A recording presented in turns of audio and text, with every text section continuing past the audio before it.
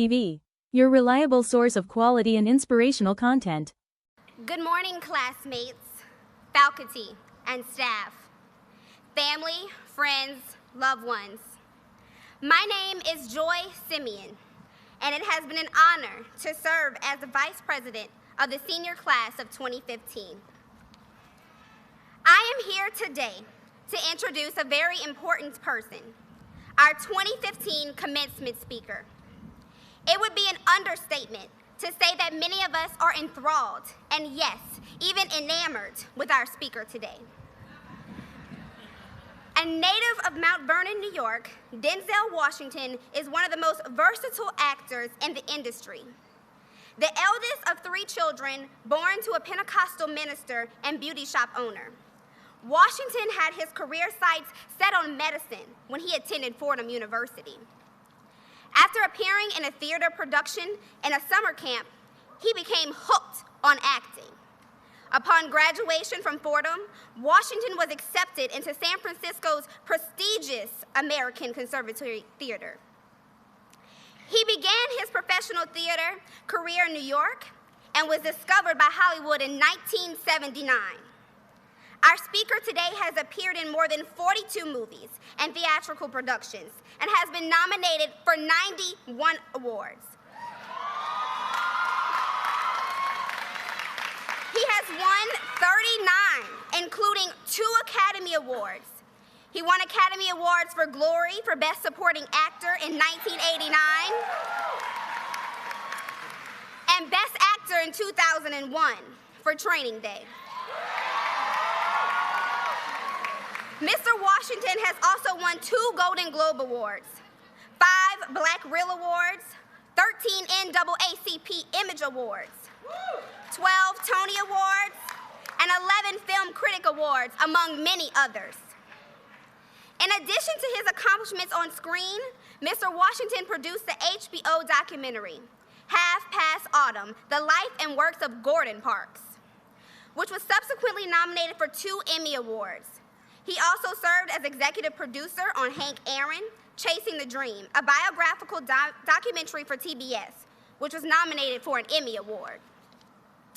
Although we insist on pouring on the accolades for all of his achievements, Mr. Washington is actually a modest, faith-filled, family-oriented, and generous man.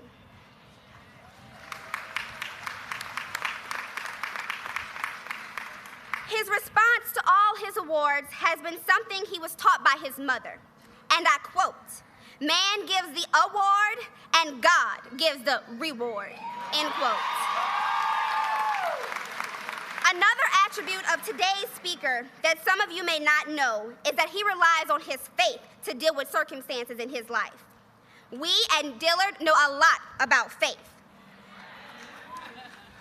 In the nearly 10 years since Hurricane Katrina devastated our campus, we relied heavily on our faith. And we have come a long way since then. Look around you and see how beautiful we are. We have also relied on the generosity of others, including that of our speaker today. Mr. Washington has not only made a difference in the world of film, but he has made a difference right here on our campus. In the lives of Dillard students by providing many scholarships to nearly a dozen students studying the humanities. Will the Denzel Washington scholars present today please stand?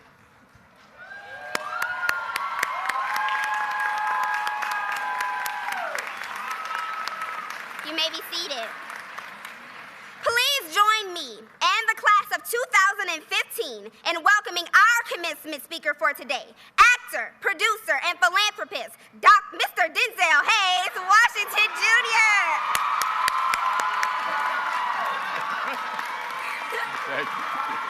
Thank you. Thank you. Thank you very much. Thank you. Thank you. Thank you. Thank you, Joy. And thank you to the choir for their beautiful selection. Thank you, Bishop, for your prayer. Mr. Jones, thank you. And thank you for inviting me, Mr. President, hip-hop president. Can you spit? Can you spit? A little bit, a little Nas, a little Jigga. Oh, no, we're in Louisiana. That's right. What is it, Cash Money All-Stars? Louise. Not Lollipop, though, not Lollipop. But thank you for having me.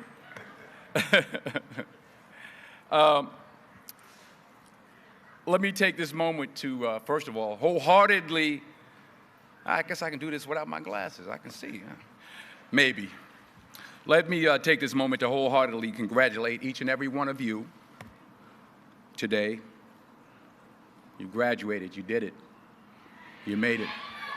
Congratulations to you. And you did it all by yourselves. Nobody helped you. No, that's not true. That's what, that's what I thought when I was young. Starting to really make it as an actor.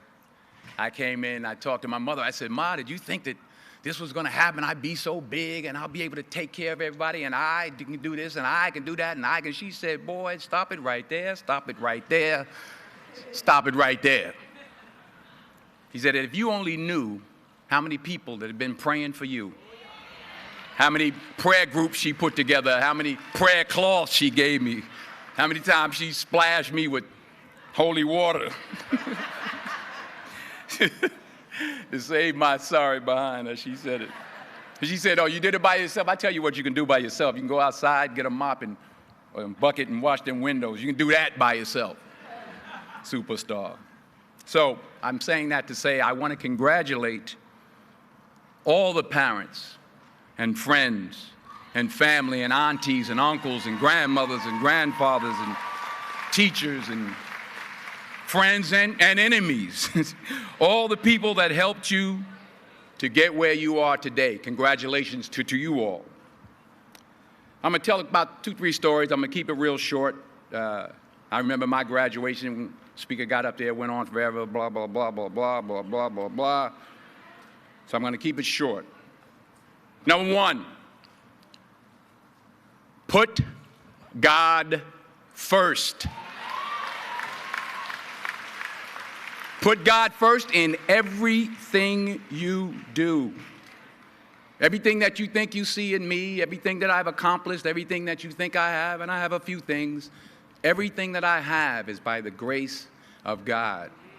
Understand that. It's a gift. 40 years ago, March 27th, 1975, it was 40 years ago, just this past March, I was flunking out of college. I had a 1.7 grade point average. I hope none of you can relate. I had a 1.7 grade point average. I was sitting in my mother's beauty shop. They still call it beauty shops now? What they call it now? Yeah, I was sitting in the beauty parlor. I was sitting in my mother's beauty parlor, and I'm looking in the mirror, and I see behind me this woman under the dryer. And every time she looked up, every time I looked up, she was looking at me, just looking me in the eye. And I didn't know who she was, and I said, she said, somebody give me a pen, give me a pencil. I have a prophecy. March 27, 1975, she said, boy, you are going to travel the world and speak to millions of people. Now, mind you, I was flunked out of college.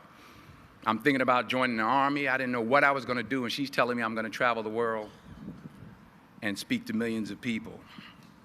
Well, I have traveled the world, and I have spoke to millions of people. But that's not the most important thing, the success that I had. The most important thing is that what she taught me and what she told me that day has stayed with me since. I've been protected. I've been directed. I've been corrected. I've kept God in my life, and it's kept me humble. I didn't always stick with him, but he always stuck with me. So stick with him in everything you do. If you think you want to do what you think I've done, then do what I've done and stick with God. Number 2, fail big. That's right. Fail big. Today is the beginning of the rest of your life, and it can be very frightening. It's a new world out there. It's a mean world out there, and you only live once. So do what you feel passionate about.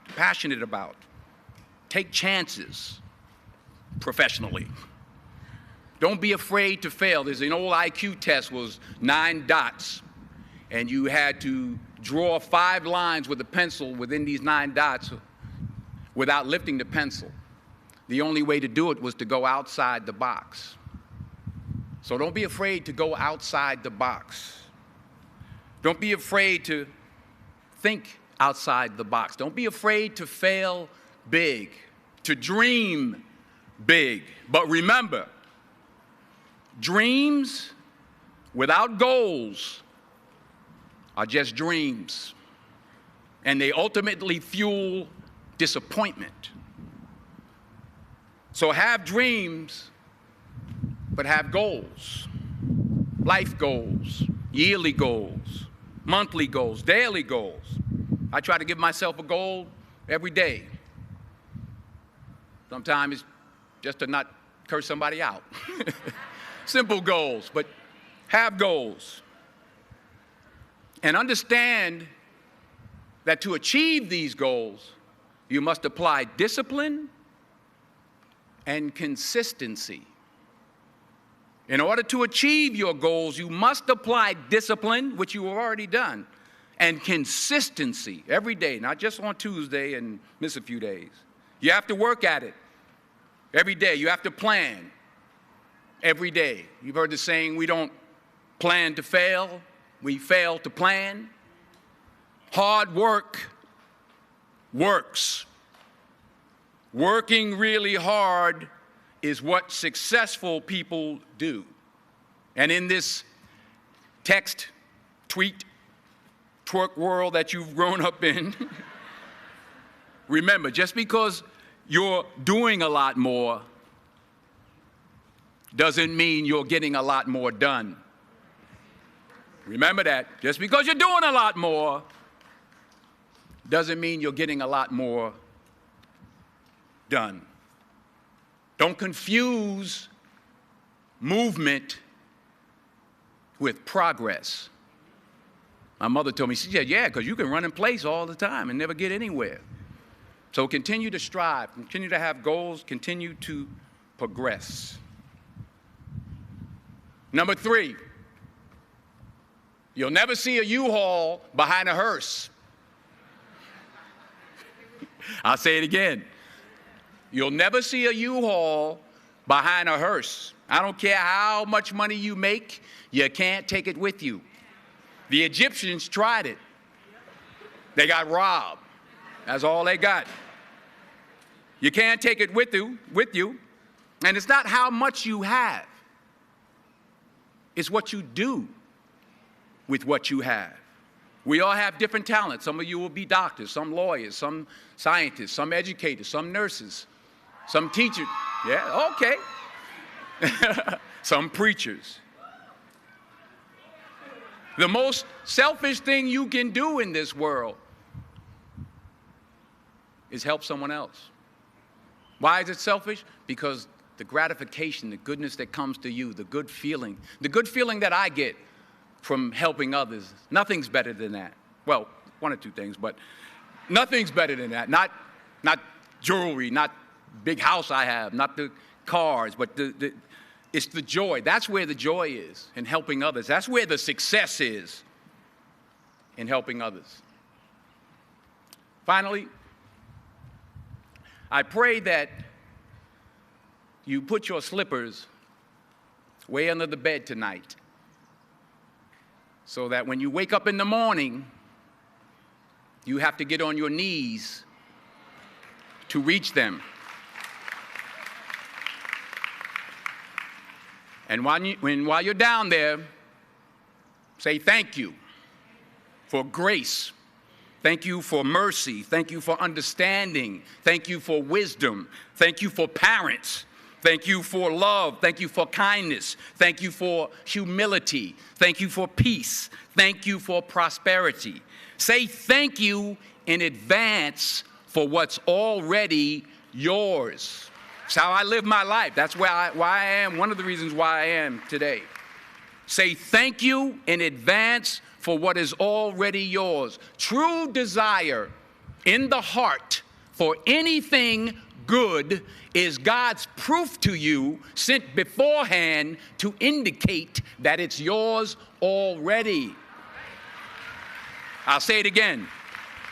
True desire in the heart, that itch that you have, whatever it is you want to do, that thing that you want to do to help others and to grow and to make money, that desire, that itch, that's God's proof to you, sent beforehand already to indicate that it's yours. And anything you want good, you can have. So claim it. Work hard to get it. When you get it, reach back. Pull someone else up. Each one, teach one. Don't just aspire to make a living. Aspire to make a difference. Thank you.